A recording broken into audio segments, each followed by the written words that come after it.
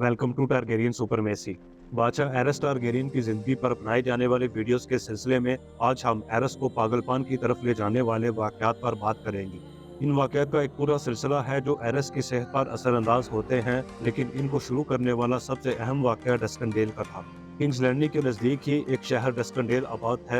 जब King's Landing आबाद नहीं हुआ था और यहाँ कोई बंदरगाह नहीं थी, तो डस्कनडेल इस इलाके की सबसे बड़ी बंदरगाह थी। फिर जब किंग्स लैंडिंग तामीर हुआ तो ज्यादातर तजारत का रुख किंग्स लैंडिंग की तरफ हो गया और डस्कनडेल के अमीर लॉर्ड डार्कलियंस आस्ता आस्ता अपना असर व रसूख खोने लगे। इससे पहले हाउस डार्कलियन अपने इलाके के बादशाह भी रह चुके थे और इस पर फख्र करते थे।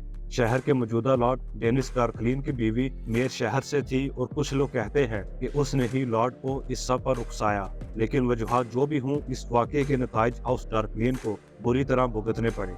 अपनी बंदरगाह पर कम होती तिजारत को मद्देनजर रखते हुए लॉर्ड डार्कलियन ने hand of the king टाइमन Lannister से अपनी बंदरगाह के लिए कुछ मराहत मांगी, जिनमें बंदरगाह का किराया कम करना और टैक्स की माफी वगैरह शामिल था। ये मराहत इससे पहले दूसरे लॉर्ड्स को भी मिलती रही थी, इसलिए लॉर्ड डार्कलियन के लिए ये बड़ा मसला नहीं था। लेकिन टाइमन लैनिस्टर ने लॉर्ड डार्कलियन की मराहत की इस दरख्वास्त को मुस्तरद कर दिया। मुस्तरद किए जाने के बाद लॉर्ड डार्कलियन, जिसको पता था कि बादशाह और हैंड के ताल्लुकात अच्छे नहीं हैं, उसने एक और मंसूबा बनाया। उसने बादशाह के सामने अपनी दरख्वास्त रखने के लिए बादशाह को डस्कनडेल में मेहमान नवाजी की दावत दी। अमूमन बादशाहों की तरफ से ऐसी दरख्वास्तें नजरअंदाज कर दी जाती हैं, तो यही मशवरा टाइवन ने भी एरस को दिया। और अगर एरस इसको नजरअंदाज करना भी चाहता तो टाइवन के हर मशवरे के उठ चलने की सोच की वजह से उसने ये दावतनामा कबूल कर लिया और कौंसल को ये तवज्जो पेश की कि ये मामला तुम लोगों से नहीं बल्कि मुझसे ही हल होगा। एरस अपने छोटे काफिले के साथ लॉर्ड डार्कलियन की कैसल पहुंचा। उसके साथ सिर्फ एक किंग्स गार्ड नाइट था। कैसल में जाते ही बादशाह और उसके काफिले के कुछ लोगों को कैद कर लिया गया, जबकि किंग्स गार्ड नाइट समेत जिसने भी मुदाखलत की कोशिश की उसे कत्ल कर दिया गया। खबर जल्द ही किंग्स लैंडिंग में पहुंची और लॉर्ड टाइवन ने फौरन फौज इकट्ठी करने के पैगाम भेजे और शहर का मुहासरा कर लिया।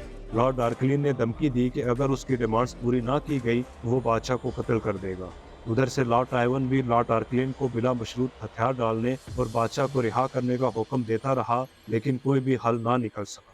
आखिरी बार लॉर्ड टाइवन ने पैगाम भेजा कि अगर आज रात तक बादशाह को रिहा ना किया गया तो शहर पर हमला कर दिया जाएगा। स्मॉल कौंसिल के बाकिर खान ने इस पर अपने इख्तलाफात जाहिर किए कि अगर हमला किया तो बादशाह की मौत यकीनी है।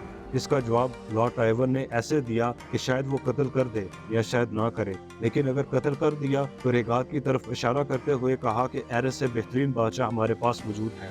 क्या टाइवन का वाकई यही मकसद था कि लॉर्ड डार्कलियन एरस को कत्ल कर दे और तख्त पर रेगात बैठ जाए?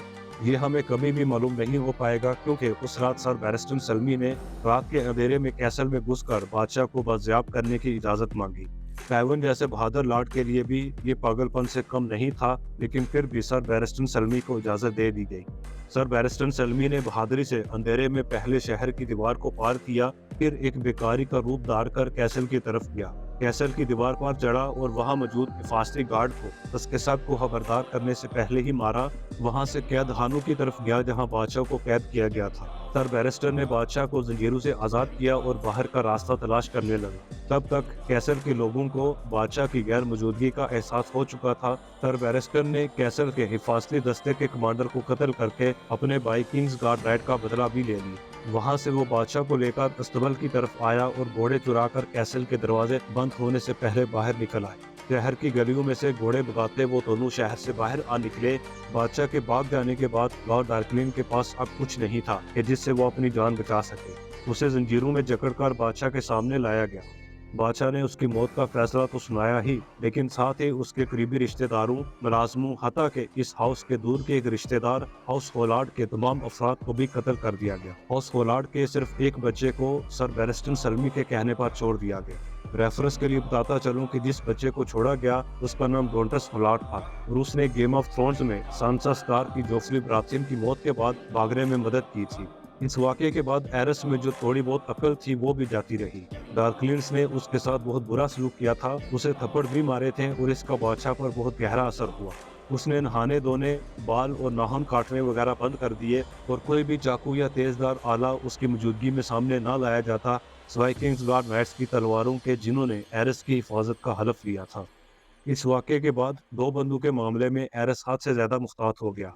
टाइवन के डेस्कनडेल में रेगार को बादशाह बनाने वाली बात में किस कदर सच या झूठ था, इसका तो मालूम नहीं, मगर एरस इस बात को सच समझता था कि टाइवन का इरादा यही था कि लॉर्ड डार्कलिन एरस को कत्ल कर दे और रेगार बादशाह बन जाए। जाहिर है इस बात से एरस के कान भरने वाले टाइवन के हरीफ लॉर्ड्स ही थे। इसी साजिश के डर से एरस ने अपने छोटे बेटे वसैरस को अपना वलीअहद बनाने की भी कोशिश की और टाइवन के मुकाबले में अपने दूसरे दोस्त स्टेफन बराथियन की तरफ मुतवज्जा हुआ। एरस ने रेगार के लिए वलेरियन नस्ल की दुल्हन पसंद करने के लिए स्टेफन को वलेरियन शहरों के दौरे पर भेजा और लोगों में ये चामगोइयां होने लगी कि स्टेफन की वापसी पर बादशाह टाइवन को उसके ओहदे से फारग करके स्टेफन बराथियन को हैंड बना देगा और टाइवन को बगावत के इल्जाम में सजा सुनाई जाएगी। लेकिन ना तो स्टेफन बराथियन को रेगार के लिए दुल्हन मिली और ना ही वो वापस वेस्टरोस पहुंच सका कि उसका बहरी जहाज स्टॉर्म एंड से चंद मील की दूरी पर एक समुद्री तूफान की जिद में आकर तबाह हो गया और दोनों मियाँ बीवी मारे गए। इस तरह टाइवन को कोई सजा देनी थी या नहीं ये बात भी मुअम्मा ही रही। लेकिन एरस स्टेफन की मौत की खबर सुनकर गुस्से में पागल हो गया और इसका इल्जाम भी टाइवन पर लगाया कि उसने किसी जादुई ताकत से स्टेफन का कत्ल कर दिया है और अगर मैंने उसे हैंड के ओहदे से हटाया तो वो मेरा भी कत्ल कर देगा। लॉर्ड टाइवन हैंड के ओहदे पर काम तो करता रहा लेकिन उसकी बादशाह के साथ मुलाकात ना होती सिवाय किंग्स गार्ड नाइट्स की मौजूदगी में। एरस को यकीन था कि टाइवन और दूसरे लॉर्ड हत्ता के उसकी मलका रहेला और बेटा रेगार सब मिलकर उसके खिलाफ साजिशें कर रहे हैं। इस साजिश को तोड़ने के लिए उसने समुद्र पार शहर पेंटोस से एक जासूस वैरस को मंगवाया कि उसके वेस्टरोस में कोई खूनी रिश्तेदार मौजूद नहीं थे और वही इन साजिशों को बेनकाब कर सकता है। इसके साथ ही एरस का रुख ड्रैगन्स और ड्रैगन आग की तरफ भी हुआ। उसका ये कहना था कि अगर उसके पास ड्रैगन्स होते तो लॉर्ड डार्कलिन को उसे हाथ लगाने की जरूरत भी ना होती। ड्रैगन स्टोन से ड्रैगन अंडे मंगवाए गए कि शायद उनमें से ड्रैगन्स पैदा हों, लेकिन वो पत्थर बन चुके। फिर बादशाह का ध्यान वाइल्ड फायर बनाने वाले अल्केमिस्टों की ग्रोह की तरफ हुआ और उनके सरबराह की दरबार में आमदरफ तेज हो गई। बादशाह किसी मुजरम को सजा के तौर पर उसका सर काटने या कोई और सजा देने के बजाय आग में जिंदा जला देने की सजा सुनाता।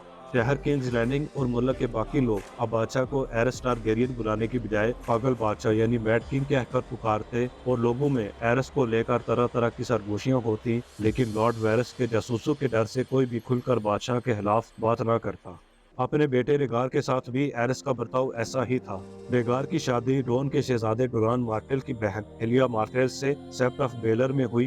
बादशाह ने शादी में जाने से इनकार कर दिया कि उसकी जान को खतरा है और साथ ही वसैरस को भी शादी में शिरकत से मना कर दिया। शादी के बाद रेगार ने रेड कीप की बजाय ड्रैगनस्टोन में रिहाइश रखने का फैसला किया तो बाप बेटों के झगड़ों की अफवाहें और ज्यादा तेज हो गई। जब रेगार के यहाँ पहली बेटी शहजादी रेनिस पैदा हुई तो एरस ने उसे उठाने से भी मना कर दिया कि इसमें से डॉन की बदबू आती है। टाइवन को सबक सिखाने के लिए एरस ने किंग्स गार्ड नाइट की मौत के बाद उसकी जगह सर जेमी लैनिस्टर को किंग्स गार्ड नाइट बनाने का फैसला किया। जेमी लैनिस्टर टाइवन का बड़ा बेटा और जानशीन था और जाहिर है कि किंग्स गार्ड नाइट बनने के बाद उसका कैसरी रॉक पर कोई हक न रहता और न ही वो किसी से शादी और बच्चे पैदा कर सकता था। लॉर्ड टाइवन ने इसका बुरा मनाया लेकिन जाहिर न होने दिया और इस इज्जत के लिए एक टांग पर झुककर बादशाह का शुक्रिया अदा किया और साथ ही अपना इस्तीफा पेश किया, जिसे मंजूर भी कर लिया गया और टाइवन वापस कैसरी रॉक पहुंच गया। अपने तमाम दोस्तों को अपना दुश्मन बनाने के बाद एरस अब वेस्टरोस की सियासत में अकेला था। कई खुशामदी लॉर्ड्स उसके साथ थे लेकिन इनमें से कोई भी टाइवन जैसा काबिल साबित ना हुआ।